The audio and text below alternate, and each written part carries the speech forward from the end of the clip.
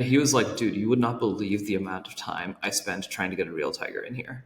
And I was like, no, I actually would exactly believe the amount of time that you spent trying to get a real tiger in here. Because if you told me it was possible to get a tiger in here, you better bet.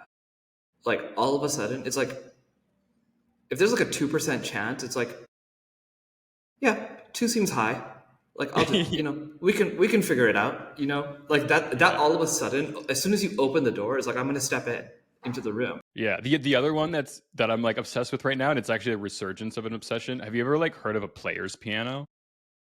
Okay. They're essentially, so I found these when I was like a kid, and they're essentially pianos that play by themselves, but they're completely mechanical. And like they created these like in like the early 20s. And it's essentially sheet music that's like almost like braille where air flows through it and then it like pushes the keys down and plays music. And so like I'm now like obsessed with like, I'm like, oh, like how nice would it be if like there was always like a player's piano playing, and I'm just like figuring out how these like work, and like I'm just like, why am I spending my time figuring this out? But I just I can't let it go. Like I'm like, yeah. That's amazing. On the topic of live animals, Rashab, Zach, have you guys heard about when Harrods used to sell live animals? Harrods in London, It's like a department store, luxury department store. They used to sell like full-blown lions, and people would just go into Harrods and buy lions. Are you serious? I'm not joking. Like in central London, right? Like in the parks, there would be people playing with their lions. That's crazy. There was a full-blown documentary. I mean, this is quite old now, about a guy who, it might have been 2 guys who bought a lion and then took it to Africa to re-release it. But they had this like, experience raising this lion on camera. That is wild. I've always been someone that's like, I don't know, when you see like people own like exotic animals, I think people have like a certain reaction, like, oh, it's like weird, it's whatever. Like, I've always been like, man, I think I would do it. Like, I just think the context of being able to just observe one of these things, like even if you had like a massive like ranch or something, just like seeing it like move and stuff would just be like one of the most magical things. Every now and then I have that realization with just normal household pets though. I look at a cat and I think, this is kind of magical, Jack, wait, before we get started on the topics, where are you located? I'm in Peru. It's a small, sleepy fishing town. If you like the cinema or you like, I don't know, going to nightclubs, it's not your spot. But if you like surfing, it's a pretty good spot. It's a very popular place for extreme sports, for surfing and kite surfing. So people who love surfing kind of, pitch up here. I think the same thing happens in most countries. Like there's areas of Mexico, areas of Colombia that are, populated with expats. It's like I need to head down and check it out. Yeah. You heard all the noise about Bali, Shop? No. This is like this is the wish.com Bali, right? It's not quite as built up. It's definitely not very built up at all, but it's a sunny location where there's good surf. Got it. All right. Okay. All right. Should we dive in? Yeah, let's dive in. So we're coming in with like 3 today. Jeremiah he had his child, right? Yeah. Dude, yeah. Number 3. Yeah. It was funny in the last episode where he was just like, yeah, it's like, this is like now normal for me. I was like, that's the funniest part of it. I'm mostly just going to be surprised that if he actually shows up next week, just to be honest with you. That's going to be the most surprising thing. Or he's like looking for an excuse to just be like, hey, I just want to talk to someone different, or have like an hour of like, I don't actually need to be working, but like would be a mini escape. So it's either that he's not going to show up, or it's like going to be the best thing in his week to like take a breather. That's very true. This is the tweet from Jeremiah. This is where he is this week, introducing his new baby girl to the world. It's lovely. Amazing. I found this video of you, Rashab, reacting to it.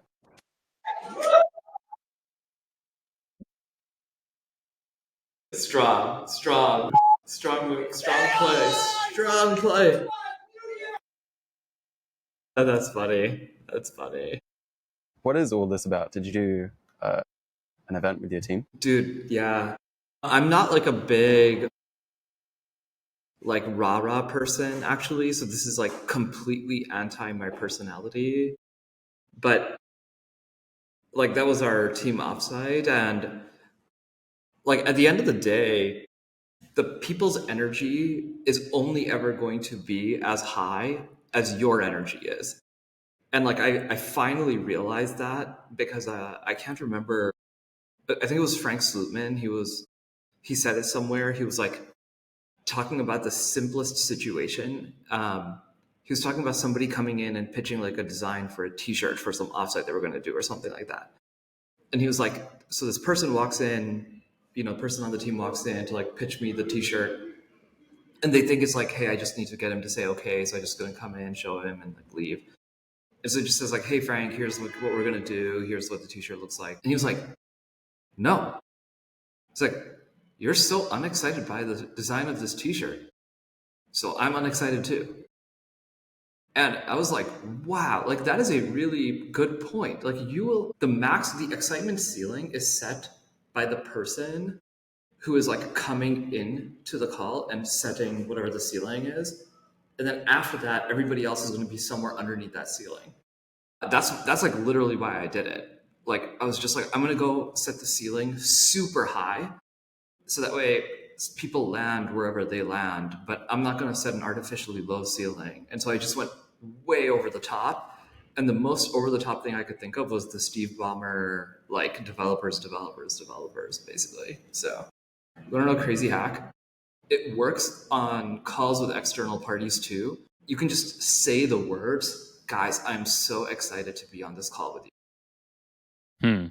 And the tone of that call will just change. Yeah, that makes a lot of sense. It's like the classic idea of just like framing the situation, right? Or like just like creating narrative. It's like if you're reading a book and the first line, says it was like a dark and stormy night, it's like, okay, whatever. But if it's like,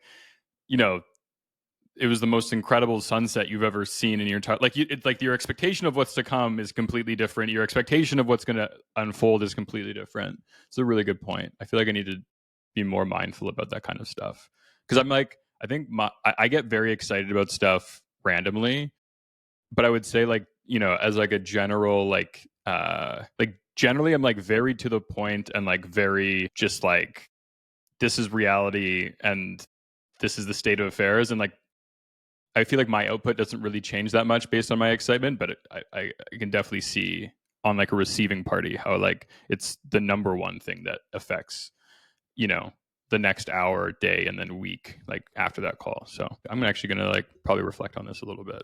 I think it's a common trap. I mean, we live in such an operationally complex world, right? Building software, lots of things can go wrong and are constantly going wrong all the time.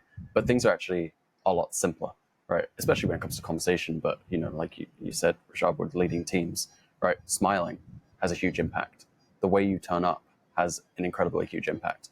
And you got to put one foot in front of the other. I think I'm seeing this across the board, everywhere I look, as a common thread, is that things are actually a hell of a lot simpler than we think they are. But because we're involved in the minutia, in inescapable complexity of things, right? It's easy to forget that actually things are probably a little bit simpler as long as you just zoom out a bit. Smiling is like my number one Achilles heel. I never smile. Like unless I'm laughing or I got incredible good news, I never smile. And when I realized it was a problem, I go to like a lot of like founder retreats, or I also go to a lot of fitness retreats. And I've been on 2 retreats now where at the end of the retreat, someone comes up to me and they're like, hey, I just need to tell you something. And I'm like, okay, what's up? What's up? They're like, the first day I met you, I thought you're the biggest miserable asshole in the entire world because you never smile. But then like I got to know you like over the last like 4 days, and you're like a lot of fun. So they're like, smile more. And I had that happen to me 2 times, like 2 separate instances, 2 separate retreats. And I was like, all right, like maybe I do have a problem here of like, my default is just like not smiling unless I'm laughing, or like, honestly, just like humor is the only thing that will make me smile. And so I'm like, man, like I definitely need to like try to fix this.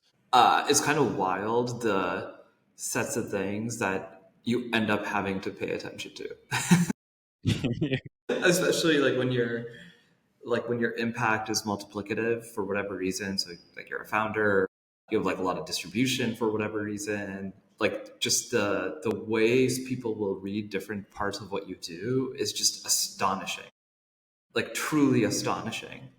I'll share a sort of funny story. I just got told by my co-founder, like I said something at a meeting internally where I was just like based on the size of our company, and I was like, hey, if you just do the math and you take the average tenure of 3 years and the number of people, like probably once every 2 weeks somebody's going to end up leaving the company, just given the size of the team and the fact that the average tenure of people is 3 years, right? And so I said those words, and it was meant to be like an observation of how long people stay at companies. And somebody interpreted that as Rishabh wants to fire someone every 2 weeks. And I was like, what? And he literally texted me saying like, hey man, I just want you to know, like, this group of people all thought that you were saying you are probably going to fire someone every 2 weeks. And I was just like, oh my God, like I like don't even know how to react to that. So yeah. Yeah, I think it's Anyway, interesting because it's like I think in the position of being a founder, it's like you care so much about a bunch of stuff, and then you just like say things, or like most of the time you're kind of just like in your own head. And I think the idea of even like thinking about the impact of saying something is like so far down the list of things that you're thinking about that like it never surfaces. Whereas I think in a lot of ways, like I think most people are like, I want to say something, and they maybe consider in that moment what will be the impact of what I say right now. But I think that is, just like a truth that happens is that I've never thought what will be the reaction of like something I say. But like in talking with people, I think it's like, yeah, people consider some of these things, or they consider like who they're saying it to. I don't know. Maybe I don't like take life as like seriously or like words that seriously, but yeah, no, it's interesting. What's like new right now at Fermat? Like, what are you guys like super excited about? The thing that's actually new, I'm not able to share yet. So I will share it when I can share it. But I would say that like the shareable part underneath it, that I can share is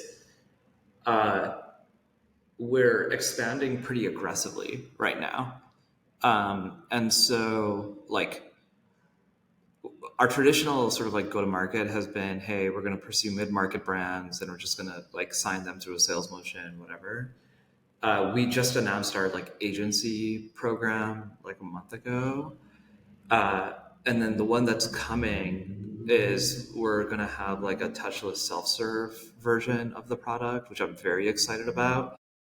That's more sort of like has the opportunity to be a more traditional PLG style motion that we tack on.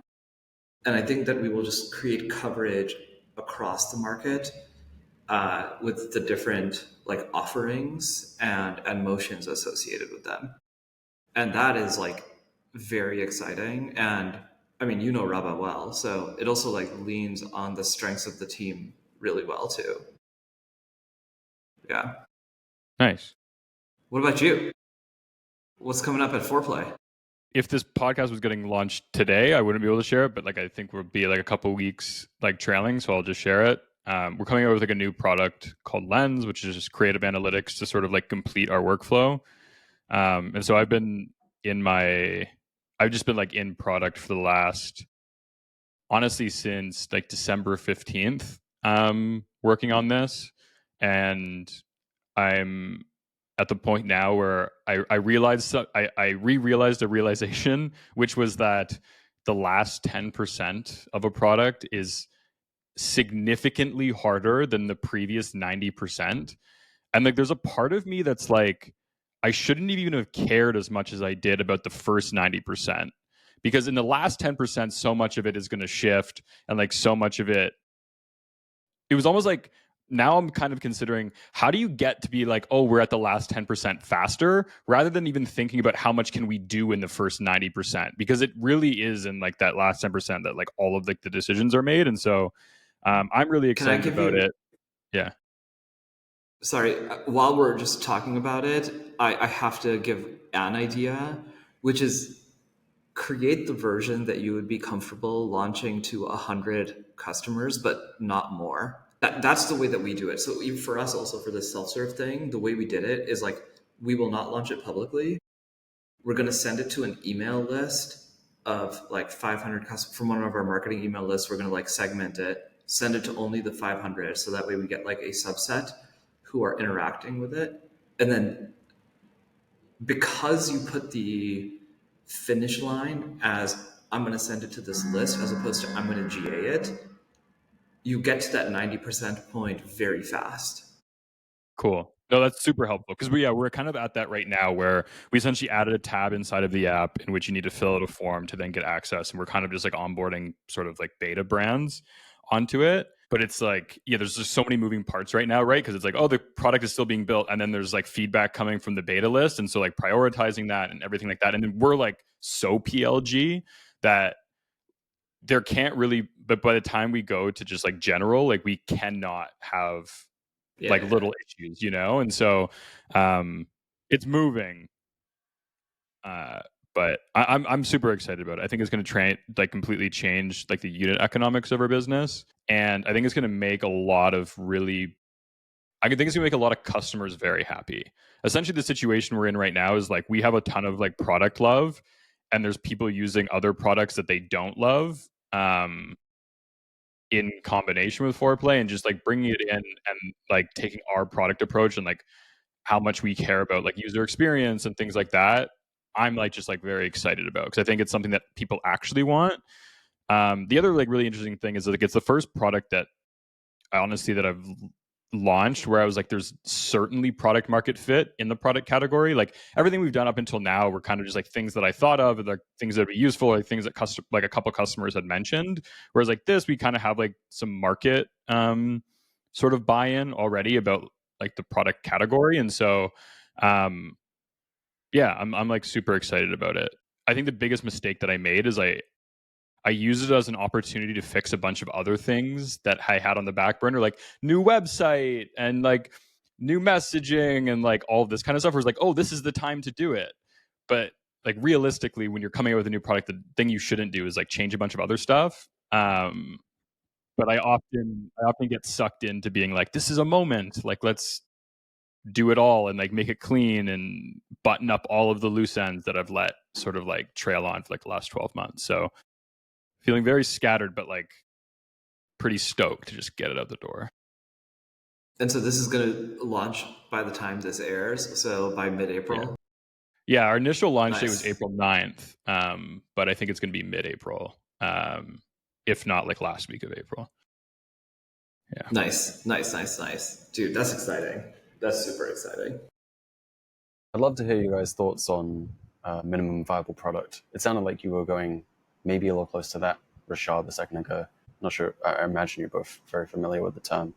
I don't know. I have a hard time wrapping my head around it, so I'd love to hear what you guys think. I mean, I'm a little bit more extreme than probably Zach is, because Zach is like cares more about UX, but I do things that even like every person in my company hates. For example, this is now like 2 years ago, I want to say, I was like, hey guys, I think that if we had like the ability to check out with Apple Pay in a Fermat experience anywhere arbitrarily in the funnel, that would actually be very valuable. And then people were like, oh, this and that. And I was like, just put the button there and have it not work. And just put a counter, like it's a button. And the only job of the button is it counts how many times it gets pressed. And so it just keeps a count of how often that button gets pressed. And then eventually somebody's going to get annoyed and then go to the actual checkout, because at that point, they've already made a buying decision and they're trying to buy. And so we're actually not going to get that much drop off from a not working button. Everybody hated it. My designers hated it. My engineers hated it, whatever. Like everybody hated it. But that's how that is my version of an MVP. It's like, I think you just put things out there, even in its like painted door format, to understand what the market wants to do. I generally agree with that. Like we actually previously were always like move very fast. Like we never even had a dev environment. Everything just always got pushed to production. This is the first time that I've taken a different approach for the only reason that there are incumbents in the space, and the messaging that I wanted to convey wasn't that we were coming out with a Me Too product, because I think that's what everybody in our space is doing right now. They're coming out with Me Too versions of everybody else, and like I mean, like one of my like absolute idols, and like I make most of my life decisions based on things he has said, is like Steve Jobs, and he was like, at Apple we don't make Me Too products, and like before we were always coming with like new stuff, and yeah, like the hacky version of it was like, oh, there's value here that you can't get anywhere else. But in a space where, you know, I look at this as like Apple taking time to launch widgets on like the home screen. Yeah. They did it in like the best way, to where it was like the moment you used it, it was just like seamless. And I thought that this was my opportunity to do that, because everything we had done before was just completely new ideas. They needed to be validated. Whereas like in this situation, I've been overly obsessive about not making a Me Too product and making the best version of what this could be, and then being like, this is the new standard. And so I generally agree with your approach. In this situation, I kind of just saw it as an opportunity to be like, okay, let's go really deep here.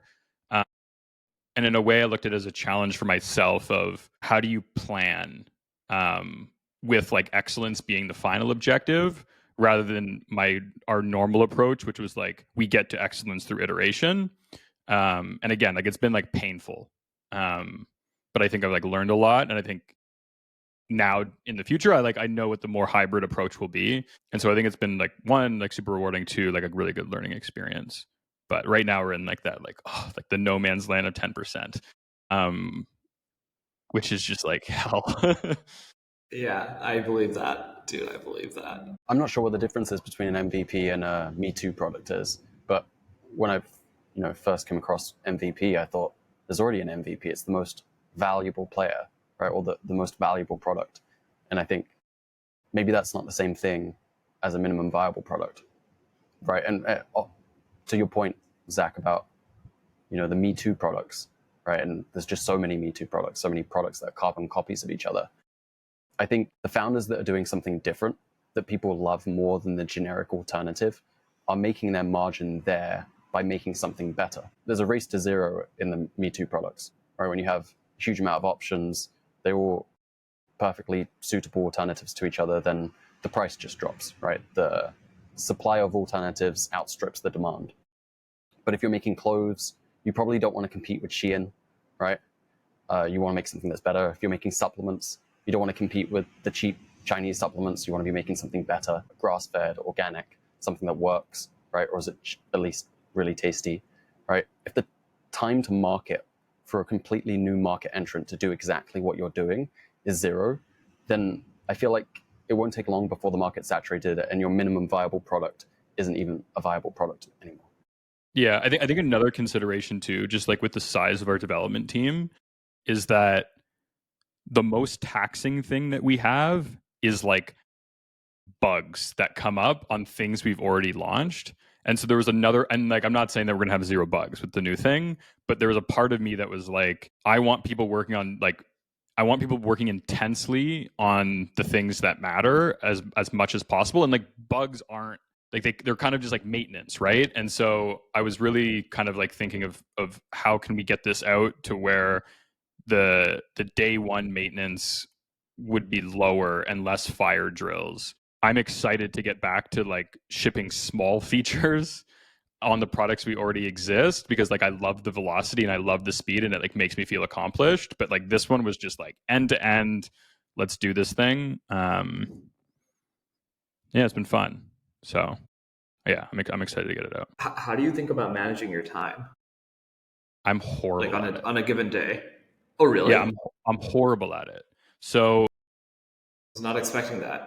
yeah, no. I'm very bad at it, but I think I have an approach that works really well for me. So like, what do I know about myself? I can work like a dog infinitely if I feel inspired. And so what I do is I work on whatever I'm the most excited for at any given time. The consequence of it is that I often have things that pile up in which I hate. And then there's like a day in the week when I eat the frog and I like get through all of the bullshit I didn't want to do. And there's a lot of stuff that I leave on the back burner. It ages longer than it should. But I think that the net outcome at the end of it is that like the work I did in the times when I'm feeling inspired and whatever, and I feel like I have an unlimited gas tank, like outweigh like the little things that get pushed off or the things I should be doing and like, or things like that. So I'm really bad at managing my time because I wake up every day feeling a little bit differently. And so I think a lot of people would say like, oh, plan your day like the night before. The thing I'm excited about like the night before is not the thing that like at 9 a.m. the next day that I think I can make the most impact on. So that's the way I do it. I don't think it's like scalable or like the right way to do it, but I think it's the shortest path for me to do the personal like best work that I can do. That's wild. That is wild. I'm the exact opposite. Like my time at this point is like very well organized. Like basically I have a block in the morning and a block in the evening with my kids. And so those are like very clear. Before the morning block, I mean, up until today, now we're changing the system a little bit, but I used to have like a daily stand-up with our account management team, like sort of like start to shift a little bit of the operating mechanism and culture of that team.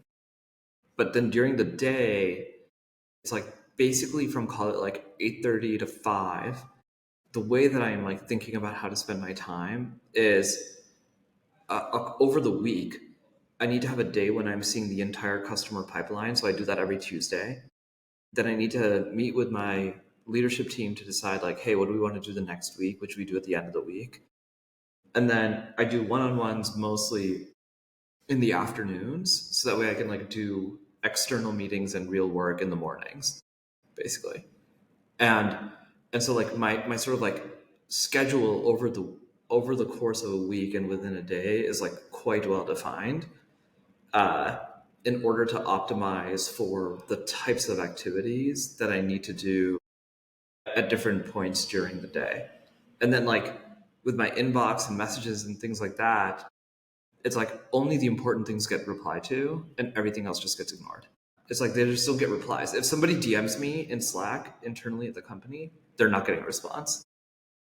DMs on Slack are the most likely to get response, but like we have so many channels now, like even with customers and stuff, I'm just like, man, I've been like trying to hire like an executive assistant for a while now, but like like I need to find someone that's like very okay with just like the absolute like manic nature of my like I really believe that like my like personality type is like to work like an artist generally. And so like the actual work time is not structured at all. Everything outside of my life that's not work is like very regimented and scheduled. Like food and like exercise and like all of that kind of stuff is like in the calendar. Everything else is just like work, like deep work. And like the thing I decide to like work on is like sometimes like a pressing thing that needs to be fixed or something like that. But then sometimes it's like, oh, like there's a developer that just like completed a task way faster than we thought he was going to.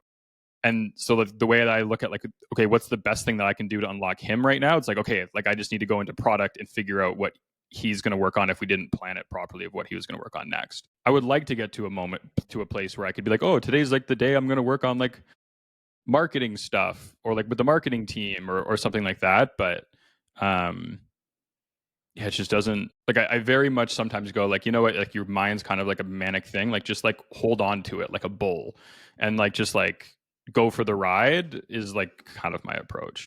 It's so funny that you said bull because I actually describe people like you that have more of a manic approach, like a scattered approach to things as a raging bull, right? It's a more artistic approach to work. It's a less structured approach to work. But when you're confident about something and when you're passionate about something, it's like a raging bull. You're going to run through a brick wall, right? I'm different, right? Like everything's on my watch, 15 minutes at a time. But some of the most talented people that I've met are agile, right? They respond to things and they're able to, in the moment, on an every 10-minute to half-hour basis reevaluate what it is that needs their attention. They go, this needs my attention now. I'm going after it. Right? Yeah, it's why I'm not hireable. If I was like assigned a task that I'm not like excited about, it's like I have a lot of discipline and a lot of like will and like all these types of things. But if I'm not like, this is like what I want to do right now, nothing gets done, because it's like, I also just have like such a high bar, I think, for my personal work of like, I don't really like completing tasks. I like doing my best work. And so like my reward mechanism is completely like, people that say, oh, I love like finishing a list of tasks. Like I get zero benefit or like personal gratification by like finishing a list. All I care about is like, if I did one thing as best as I possibly could do, like that's the only thing that gives me like a reward sort of like mechanism. Like I know like when Jack was in Toronto and we were working together, like he would have like the meetings and like would schedule time in, and it was just like, and it was good because like stuff actually got done. But it's like, it's completely the opposite of my approach. That's so funny. I don't know what the fuck to say about these tariffs, man. It's not good. That's what I'll say. I just know that I'm not logging in. I'm not logging into like my E-Trade account or like any brokerage account. I'm just like, nope, like not logging into it. It's just going to ruin my day. It doesn't matter. Yeah, I don't know. It's kind of wild. When there's some news that's a nothing burger, and it's like the worst thing you can ever do is like listen to news that ends up being like completely irrelevant a week later.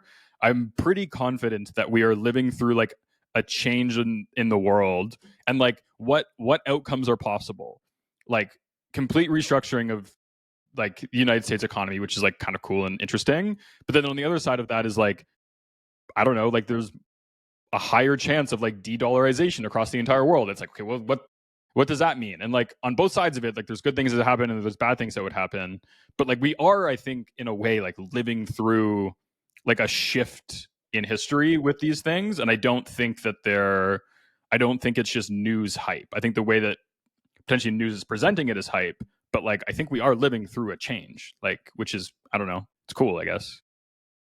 Yeah, it's funny. I was telling Rabba, I was like, man, this is, if nothing, this is interesting. And this is like, you would rather live in interesting times than uninteresting times. And also, as like a founder, there is a little part of you that is like, all right, like that, like this is my moment. Like this is the job.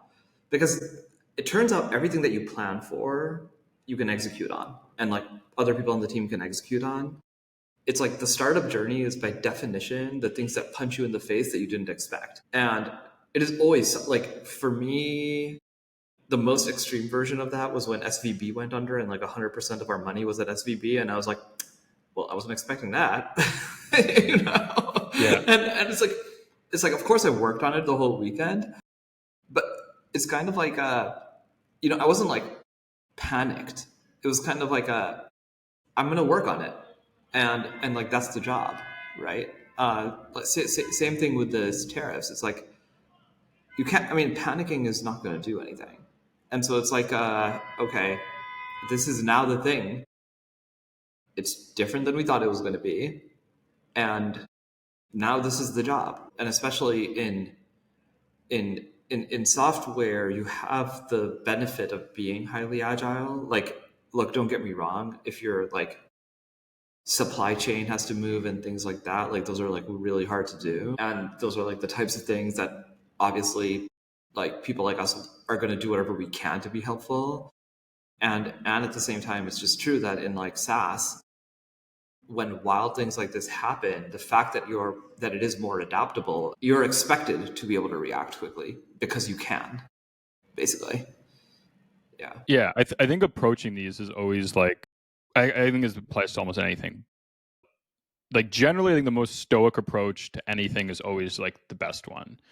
And then I think like one of like the best ways to approach like, oh, like bad things that happen or things that are like radically shifting is like setting the actual baseline and getting rid of any sort of sunk cost fallacy. And so if you set the baseline as I will only be sad if I die or go broke, if not only die, then like everything above it is still above baseline. And I think like as long as you set the proper baseline as I am not dead and or in the hospital, then like everything is kind of like pretty sick. Like maintaining that through life is like hard. But like approaching it from that like gives you the highest chance of success in any situation. And so it's like if I know it's my highest chance of success, then it's by far the best way to approach it. I think for me, like the biggest one I always get sucked into a little bit is sunk cost fallacy because I care so much about stuff. I'm like, oh, like I put so much effort into like one direction or another direction.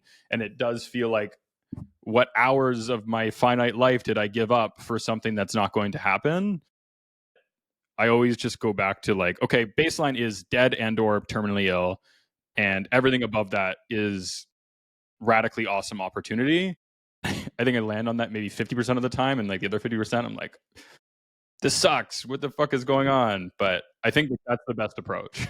Yeah. It is going to be hard though, and that's the other thing I was like telling the team when it got announced was it's going to be hard. Like that's the thing to like not pretend. It's just like, hey, you just gotta acknowledge it's going to be hard, and that's fine. And that's what we get paid for. We get paid to work on hard things. So what would you say are like the main areas of the tariff announcement in which are causing you to consider things in your business right now? Dude, the number one problem is when your customer, because we serve this customer base that's going to get impacted so heavily. When your customer base is unhealthy, like no matter what you do as a vendor to that customer base, it is just going to be like tough for everyone.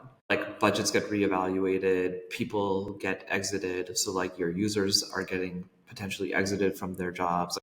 Like no matter how you cut it, it's just like it puts like a ton of pressure on the entire ecosystem. And so that's the part where I'm like, hey guys, look, it is just going to be hard.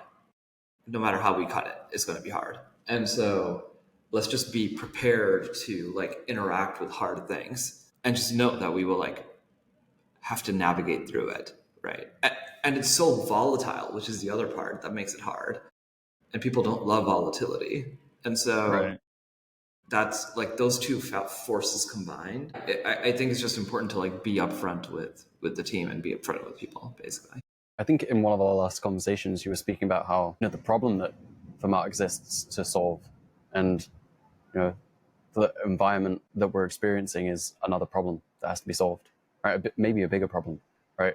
It's not quite as pointed as the reason that Fermat came into existence and that problem that you initially were trying to solve, but every single time something like this happens that affects so many different businesses, it represents an opportunity, right? And that might sound like a bad way to put it, right? It's opportunity. It sounds like benefiting from other people's loss, but it's not. It's an opportunity to solve a problem for someone, right? To meaningfully improve the state of things, right? I hope someone can like meaningfully improve it. I think the part of it that is just tough is the volatility. Like if it's a persistent problem, it's actually because now it's like, okay, here's this new reality and this is it. It is here. And now we like start to do a bunch of things. Designing against a moving target is extremely difficult. By the way, I am the most optimistic. Like I am an extreme optimist. Believe me, I really am. And that's why like in a situation like this, while I agree that there's like a set of things that you just have to do in order to like say, hey, all right, here's how we solve this problem. Here's how we navigate it. View it as an opportunity. The part of it that is, I think, just tough is the volatility, because designing on a moving target is very hard, right? So that's the part of it that, at least, look, I hope by the time this goes out, it's less of a moving target, to be totally honest, right? Like whatever the target is, it's just not moving. So yeah. Dennis Hegstead made a tweet 2 hours ago saying that they track the highest number of e-commerce price changes on Shopify stores between April 2nd and April 3rd. Over 5 million price changes tracked, which is like looks significantly higher than daily price changes. And so it's like, yeah, like what are the down? if these brands right now are saying, okay, we have to account for the tariffs in like our price to end consumer, like even like on our end, on the advertising side, like changing the price of the product is a massive change in potentially your conversion rate, your CAC. And so it's like what might have been a well-oiled machine 48 hours ago could like instantly like I remember when I was like running traffic still, any change I was like incredibly like delicate about that had anything to do with our CAC or acquisition, right? Like, you know, like changing a button on a checkout page or changing like anything with our ad account. You know, when stuff's bad, you're like willing to change anything.